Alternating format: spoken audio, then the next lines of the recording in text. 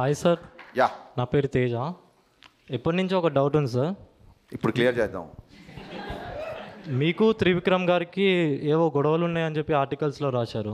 నాకు త్రివిక్రమ్ గారికి కూడా ఆర్టికల్స్ వచ్చినాయి. ఆర్టికల్స్ వచ్చినాయని చెప్పారు చాలామంది. ఓకే, అది నిజమేనా? మంచిగా వచ్చినాయి సార్.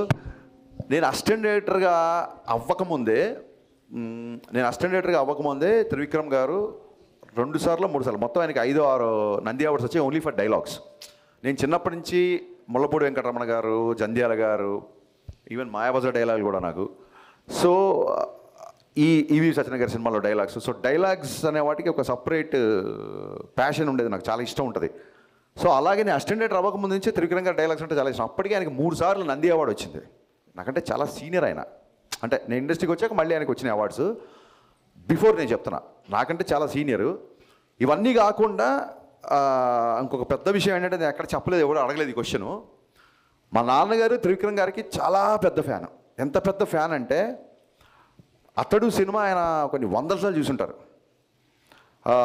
అంటే మా ఇంట్లో ఒక రకంగా త్రివిక్రమ్ గారే పెద్ద అబ్బాయి.